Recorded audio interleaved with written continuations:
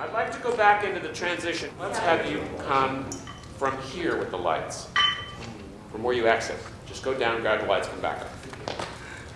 Okay, so when it'll work, and you'll just meet him here. I like it. I've directed several plays many times, but this is the most. So to try and come at it with anew every time, that's been really challenging to me. It's the storytelling. I love to tell stories, and I really love telling stories with other people. I love to watch the actors grow. I love to watch them come together and figure out how they fit into a story and how they grow as artists and actors. I just love being with them. Keep your eyeballs on him. No, don't get near him yet. Don't get too close. Now go.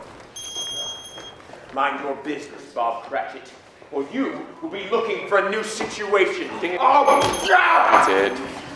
Perfect. Brilliant. Last time we had 37. So it's a huge change, and I'm a naive optimist, and when it was suggested to me, well, we can do it at 14, I said, sure. And I didn't realize really what that meant in terms of how complicated it is in terms of trying to make this particular show go, given the costumes that we have and the scenery that we have. I think having more people has been helpful in the past in some ways because we had more brains in the room. And I really like to work collaboratively as much as possible, so if we can all figure out the way the world works, it really helps me. And so in the past, having more minds has been helpful. I think if we were designing it from the ground up, it would have been simpler, but that it provided many more challenges with 14 trying to do the same sort of production. So many things to sort together, so many things to make happen. I love you so much, and I want the best for all of us. This might be the biggest exit from what he's done before. It started out with like huge, there's a ton of walls, a ton of windows, a ton of things. There's these big ladders they used. And then it's like a little less, and now we've got the essential stuff. It was much more heavily designed when we first began. It was just much bigger and more grand, but we didn't have puppets. The only puppet we had the first year was the Ghost of Christmas Future. And I was always really interested in more puppets and less scenery. So over time, we've gotten rid of scenery and added puppets. And then this year, the big addition in that world was turning Tiny Tim into a puppet. There's a question that Scrooge asks, will Tiny Tim live? And in all the productions I've ever been around or seen, Tiny Tim's always a robust little boy. And so to see if we could have a little bit of danger and uncertainty in Tiny Tim, and I've really enjoyed that so much. We'll keep at the specificity of both the puppet falls. That's coming. It's really coming. I think that's going to work. Everybody really nice reacting to that too. I think now, for the first time ever, in all these Christmas carols, I get why he asks. Thank God. They have been really willing to say, yes, we can do that. I can do that. I have no idea how, but I'm willing to give it a go. And there hasn't been much reticence, in zero eye rolling. Everybody's been so excited and eager to try. And that's what's going to frame this year for me, is likely very inexperienced overall compared to the past years, but so caring of one another and excited to make the best play that we can make. Love you all. Give your all tonight. Put your love out into the house, and let's have a great show. Love. 1, 2, 3. I love what we've done. Each year has brought such joy in terms of making the play. So that's been really, really great. And I love watching them all find their own way through Christmas Carol and find out if it impacts them in a way like it impacts me. So it's the people that's made it the very best. What do you say, Topper? Your forfeit, sir. Fred, in the future, can that happen nearer center stage? Yes, sir. I can't see any of that. Keep going. Merchants, you're just so weird. I love them so much. It's just so odd. Don't let them be consciously funny. They don't know they're funny. Just beware. Black gloves, it's the new line of the year. Well, I never wear black gloves. And I never eat lunch. but I'll offer to go. If anybody else will. Let's try again. How can we find a way to make the amazingness of what happens in this story be more alive in your narration? He looked so irresistibly pleasant that one good humorist said, "Buenos días, señor. Feliz Navidad." Feliz Navidad to you, my friend. Muchas gracias, señor. Muchas gracias. Hey, Maria! All right, take it again. I'm never going to get this play over with, ever. It's the Christmas that never ends. There'll be different calls for tomorrow for warm-ups and getting in clothes and all that sort of stuff. So you really need to check your calls with Dace when he sends it out, because we're going to try to start to get in show mode so we can get ready to open this show. We'll have people singing in the lobby. We'll have some of you passing out stickers. We'll have some of you opening doors and welcoming people into the space. I think the sticker people will be in amongst the house. Again, take care of yourselves. It's a good long week, but it's been a great couple of first nights. Love you all. Get out. I thought tonight in the final dress we made great steps in terms of the on-stage life. I feel like it really got so much stronger and more cohesive. And we still have a ways to go in unifying everything. So if we can take another pass at it and get it a little bit clearer and cleaner. But we've all talked about we're going to keep working notes and trying to make it get better every night until we close. Our commitment is, it doesn't stop tomorrow night. So if just a little bit better, just a little bit more joy in the room and a little more confidence. Here I am!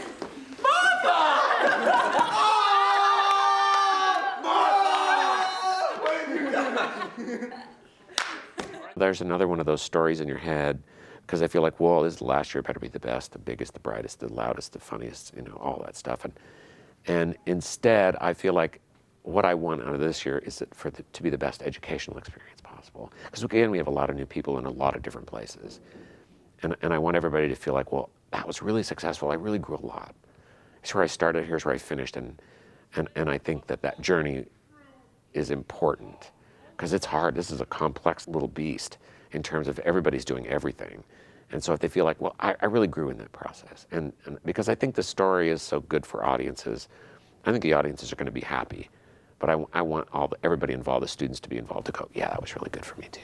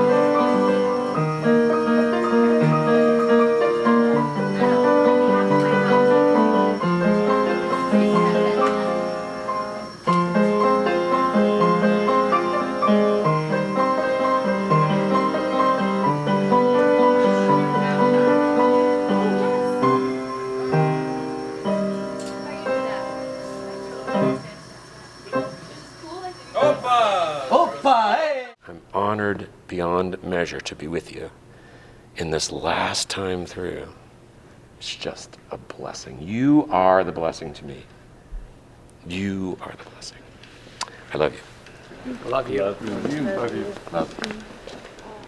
1, 2, 3. I love you, B.O.P. I love you, man. All right, everybody, the house opens in 5 minutes. Thank you, 5.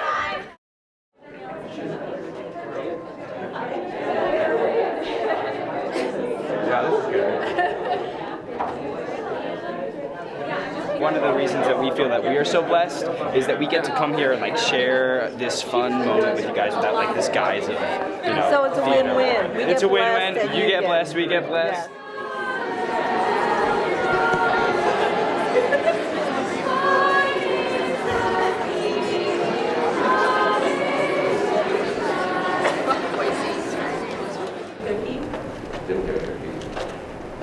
Oatmeal chocolate chip. Oh, what's that? Good luck. Good? Yeah. Is anyone else food passed out there? No. Okay. Great. Have a great time. Break the leg.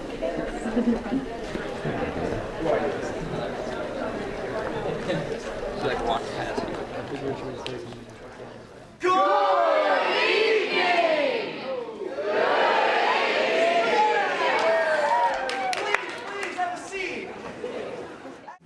I will honor Christmas in my heart. I will try to keep it all the year. I will live in the past, present, and the future. Spirit, all three shall strive within me. I will not shut out the lessons that they teach.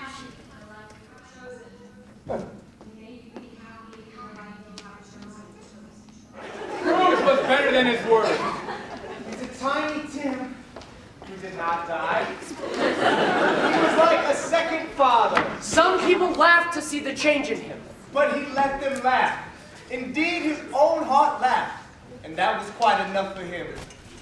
Now, Scrooge had no further business with the spirits. It was always said of him that he knew how to keep Christmas well. Would that be said of us? And all of us. And so, as Tiny Tim observed, God bless us